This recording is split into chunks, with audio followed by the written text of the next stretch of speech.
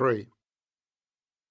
At 8:15 a.m. on 6 August 1945, Bombardier Major Thomas Ferriby released a lever 31,000 feet over Hiroshima, said, "Bomb away," and 43 seconds later 60,000 people died, while 80 miles to the south, my father, a near-naked slave labourer in his 4th year of captivity as a prisoner of war, continued with his gruelling work pushing carriages of rock up long dark tunnels that ran under the inland sea.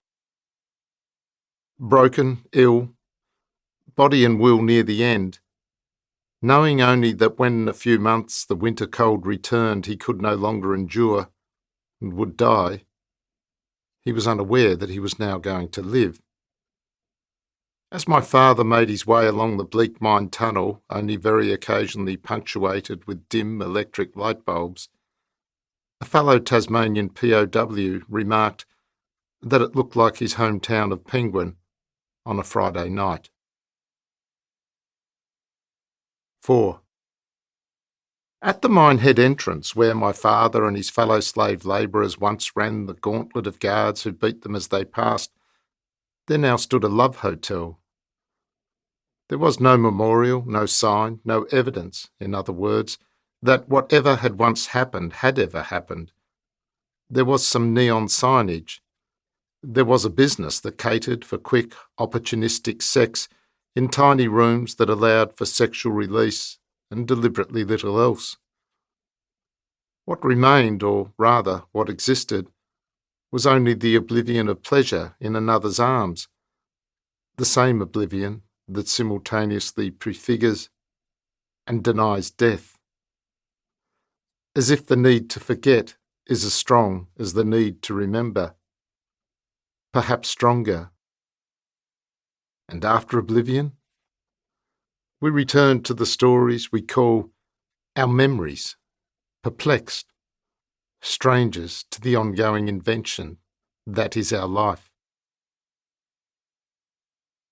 5. Next to me that bitter day there stood an elderly Japanese man, Mr. Sato. He was tiny and frail, neatly dressed in a sports blazer and dress pants too long in the cuff from where, I assumed, he had shrunk with the passing of years. His hands were covered in thin white cotton gloves, and when he pointed out some long-vanished feature of the camp and mine below, all I saw was a loose thread dangling from the glove's cuff. I don't remember his shoes. Mr. Sato's head came to my chest. He lived and cared for a daughter who, I was told by the translator, was very disabled. Mr. Sato had once been a guard at Ohama Camp. He showed me where the barracks had been, the farm up the hill, the Minehead downhill, closer to the sea. In front of us, to my embarrassment and unspoken anger, were a TV crew and several photographers from local newspapers.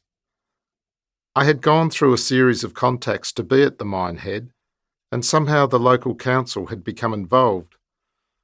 Without my knowledge, they'd asked the media along.